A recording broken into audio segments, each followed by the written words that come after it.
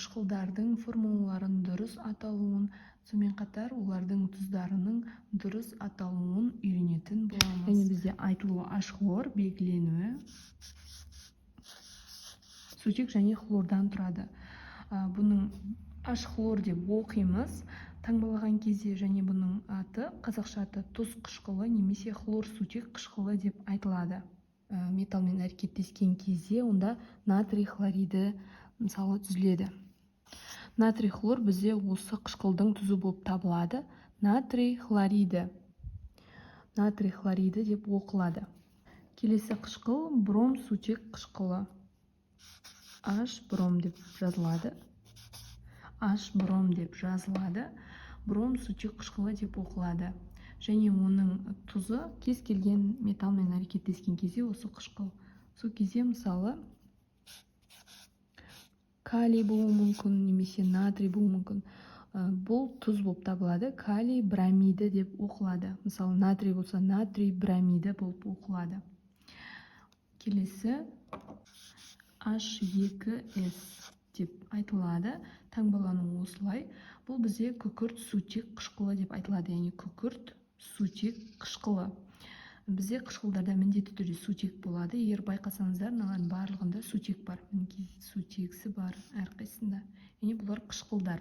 Және осы күкірт сутек қышқылының тұзы кез келген металмен әрекеттескен кезде онда калий 2S болады екен. Калий 2S деп жазылады.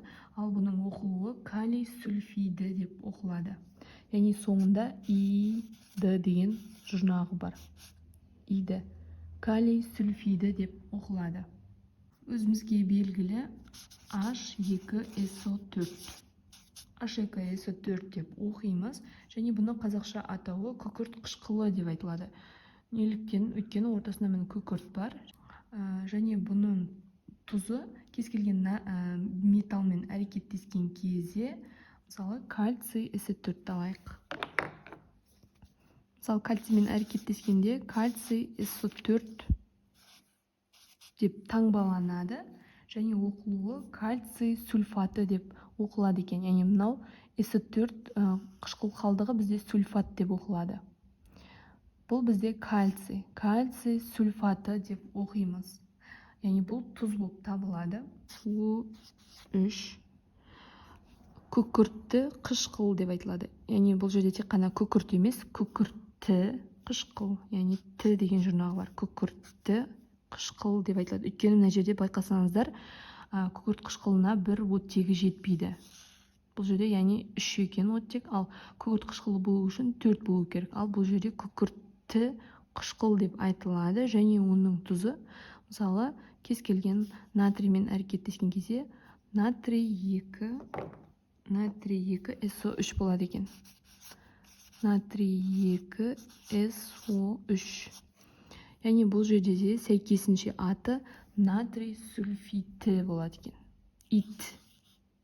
Ит деген жұрнақ бұл жерде соңғы. Натрий сульфиті деп айтылады.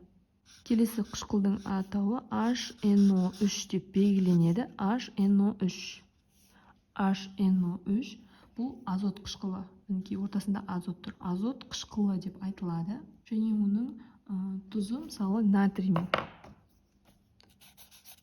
Натрий NO3. Мысалы осындай тұзын алайық. Натрий нитраты деп айтылады. Натрий нитраты. Мына жерде N. Натрий нитраты деп оқылады. H2CO3 көмір қышқылы. H2CO3 көмір қышқылы деп айтылады.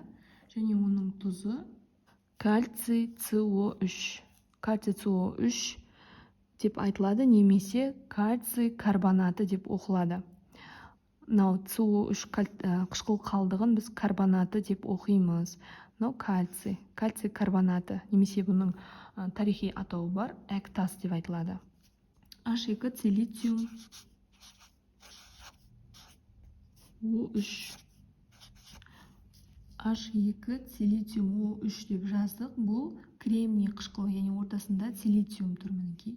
Кремний қышқылы деп айтылады. Оның тұзы мысалы натриймен әрекеттескендегі тұзы осы қышқылдың натрий 2, силициум О3. Натрий 2, силициум О3. Бұның атауы натрий силикаты деп айтылады. Яғни бізде осы қышқыл қалдығы, силициум О3 қышқыл қалдығы силикат деп оқылады екен. Натрий силикаты деп оқылады. Яғни бұл тұздың атауы. H3PO4 фосфор қышқылы деп айтылады. Және де оның тұзы, мысалы, кальциймен әрекеттескен кезде кальций 3, PO4 2 болады екен. Мынау индексінде 2. Оқылуы мынау PO4-ті оқылуы фосфат деп айтылады. Бұл қышқыл қалдығын, яғни PO4 қышқыл қалдығын фосфат деп оқимыз. Ал жалпы осы тұзды оққанда кальций фосфаты деп айтады екенбіз. Яғни таңбалануы осылай жазылады. Кальций 3, PO4 2.